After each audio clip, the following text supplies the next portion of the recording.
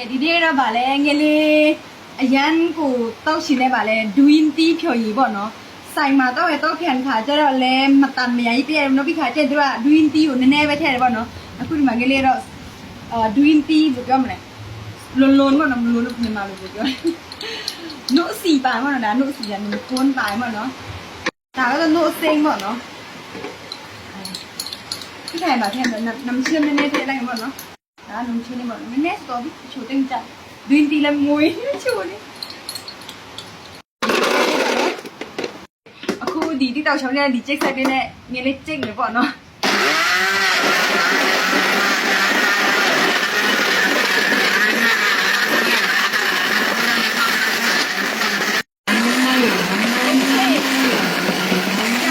အခုရပါလေ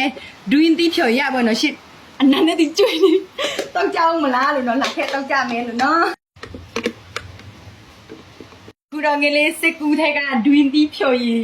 ကလေးရိုက်ပေါ့နော်ဒီဆက်တစ်ခုကလေးရှိုံနေပေါ့နော်ကိုဘာအချွေတောက်ရှင်လဲပေါ့နော်ကိုခန်းတော့ကိုစိတ်ကြိုက်လှုပ်ရှားလို့ရတယ်ပေါ့နော်ရှင်းဆိုင်ပဲဖွင့်စားပေါ့နော်ဒါငယ်လေးကိုနိုင်ငံမဟုတ်လို့ကိုနိုင်ငံငယ်လေးလှုပ်ရှားပါလေဒီပေါ့နော်ဒါလေးနဲ့ပေါ့နော်ကဲဒီဆက်ကလေးလိုရှင်နေဆိုအမငယ်လေးချင်းမလေးချထားပေးတယ်လို့နော်ရှင်းနေကြလို့ရပါတယ်လို့နော်တောက်ကြအောင်မလားရှင်း